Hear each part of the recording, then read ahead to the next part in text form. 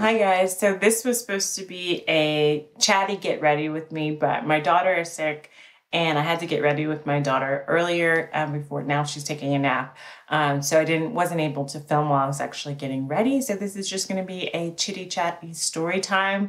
I wanted to come on here and talk to you guys about my biggest challenges right now in manifesting entrepreneur success and how I am overcoming these challenges. My hope is that sharing these with you, if you're on the similar journey, will help you get through these challenges if you're going through any of them, or if you can relate and have anything to contribute, please write it down below. Let's help each other out. So I'm just going to jump right in and talk about kind of where I am as far as manifesting entrepreneur success and what are some of the things I'm facing. So I am about to launch my new product, my new planner called the modAmbition Planner. If you want to check it out, you can go to signup.modambition.com if you want to see what I'm talking about. And right before I'm launching it, I'm noticing some fears and some, I guess, nervousness as I show something. I've been working on this planner for over a year.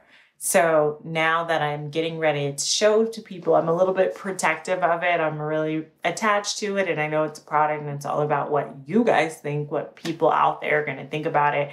So I'm a little bit nervous. So that's one of the challenges I'm facing, is just making sure I get my mind right before walking into this launch, making sure I'm coming at it from a place of confidence, fully believing that what's meant to be is going to be, and that I'm going to meet my goals.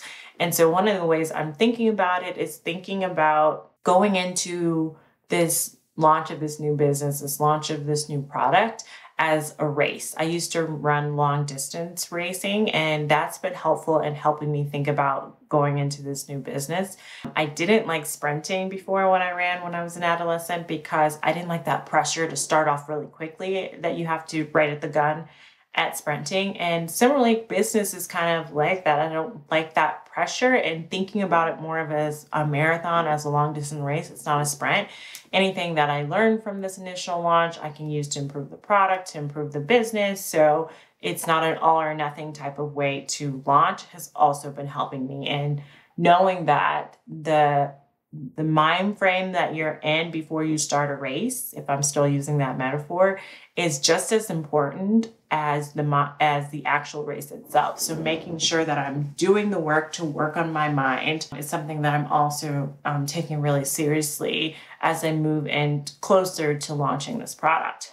Now, with that said, another one of the challenges that I'm having is time management. And I know this is a challenge that is sent here to make me a better founder, to make me a better entrepreneur, to make me a better mother and a wife, all those things. So I'm trying to embrace this challenge. However, the challenge itself is trying to balance content creation, which is these YouTube videos, the podcast for modAmbition, the TikTok for modAmbition, the Instagram for modAmbition, my personal Instagram, all those things, creating content, marketing the product, while also working on the business, product development, working with vendors, creating the website, creating the launch on Kickstarter. All that requires work as well. And as many of you know, I also still work as a neuropsychologist, assessing people, writing reports. I love that work that I do. And I'm working in Dream Life Academy. And that's just my work life. So I'm trying to balance all of those things as far as time. And then you add on the layer of mom, and you add on the layer of wife and daughter and friend and cousin and sister. It's a lot. It's definitely 100% a lot. Like I said, Layla is sick right now. She has ear infection in both of her ears. Chris was sick 2 weeks ago. Actually had to go to the hospital, which was really scary, but thank God he's totally fine. Everything is fine with him. It's just a lot. And one of the things I have to say, saving me, that's only helping me still show up every week, number one, my virtual assistant, Grace, who is editing this video. And number two, my paper planner. Just having an overlook, having a plan each week, having a plan each day, because sometimes it's day by day, helps me not feel so overwhelmed with everything I have on my plate, helps me time block in a way that I can feel accomplished in each one of those buckets that I mentioned. And it's designed in a way, right, to help ambitious women overcome overwhelm and have it all. So the way that my planner is designed, it has a lot of things that are built in that are helping me as well as far as keeping my mind right, reaching my goals, and also not feeling anxious, having peace of mind on the way there. So that's two things that are saving me. Again, if you're interested, you can go to signup.modambition.com, or if you just want to see what I've been working on, you can take a look at it. So yeah, that's one of the challenges, time management. That's really how I'm facing it, is getting support, using my planner, and then eliminating and prioritizing and eliminating also are saving me when it comes to time management. I'm also addressing some limiting beliefs. So I talked about being a little bit nervous before about this product launch, and on this journey of manifesting entrepreneur success, I know that I'm going to continue to have to do the conscious work to believe in myself, to reach new levels of myself, to evolve, to redefine myself. And so one of the things that I'm doing right now, instead of trying to get rid of that nervousness, is really focusing more on the positive beliefs and leaning into those and using mantras. So I want to share with you guys some mantras that I've been using that have kind of helped me continue to feel confident, believe in my dreams, and overcome any limiting beliefs that I have.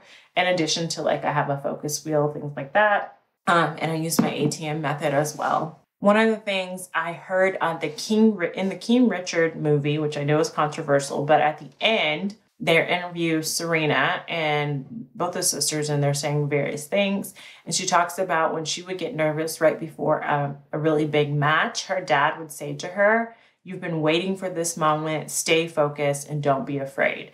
And I have been saying that to myself a lot lately when I get like the little butterflies thinking about this product launch. I've been saying, you have been waiting for this moment, stay focused and don't be afraid, because I know I can handle it. I know I have everything in me to succeed and learn from any mistakes that may happen. So I've been saying that.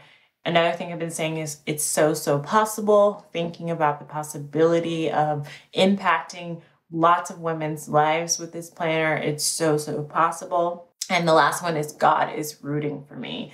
That's something that helps me wrap my brain around the fact I'm not in this alone, and God is conspiring in many ways. And I see that evidence every day for me to succeed.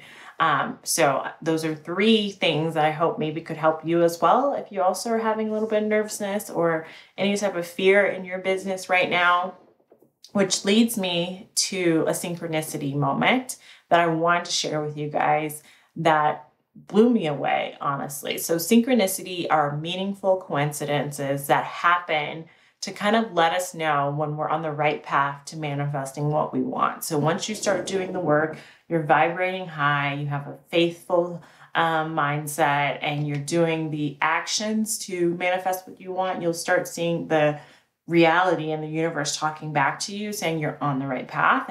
And that part of that is synchronicity, are those synchronicity moments. And I had one yesterday that I wanted to share. So I woke up yesterday early, trying to get a little awake before Layla, because I also had to go into the office to get ready before she woke up, before she and Christian woke up, especially her because she was not feeling well. I go into the bathroom and the birds are chirping so loud, which never really happens in the morning. I never hear it like that. It's still cold in Colorado, so it's not really the springy vibe.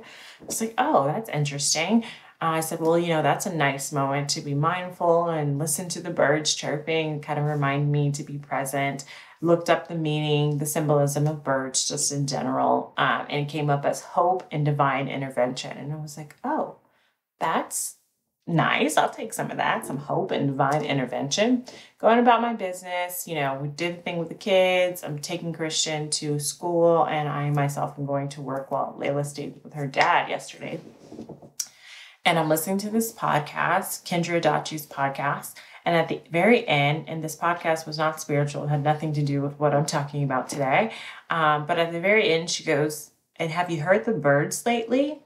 And I'm like, why? Well, yes, I have. That's so ironic that I chose to listen to this podcast because it was an older one today. And I was like, oh, how interesting. And she proceeds to read a parable Matthew, that's in the Bible, the Gospel of Matthew, that she was reminded of from listening to the birds that morning. And here it is. I want to read it to you. The kingdom of heaven is like a grain of mustard seed, which a man took and sowed in his field, which indeed is smaller than all the seeds, but when it is grown, it is greater than the herbs and becomes a tree, so that the birds of the air come and lodge in its branches. And I was blown away. It really, really hit me because I felt like God was speaking to me, trying to get my attention to have faith. Because there's also, if you know, another line in the Bible about a mustard seed, as Jesus replied, he goes, if you have the faith of as small as a mustard seed, you can say to the mountain, move from here to there, and it will move. Nothing will be impossible for you.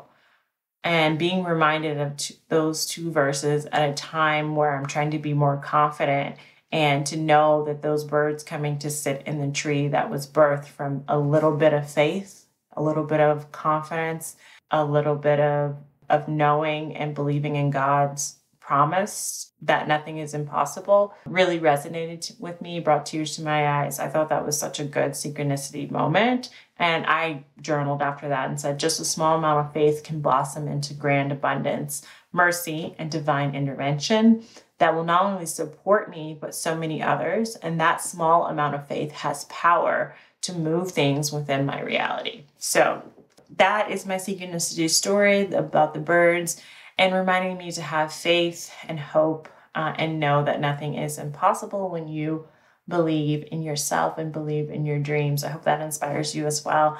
Thank you guys so much for tuning in to this little chit-chatty, keeping it real video. And then I will see you back here next week for more manifestation tips. Thank you. Until next time, namaste.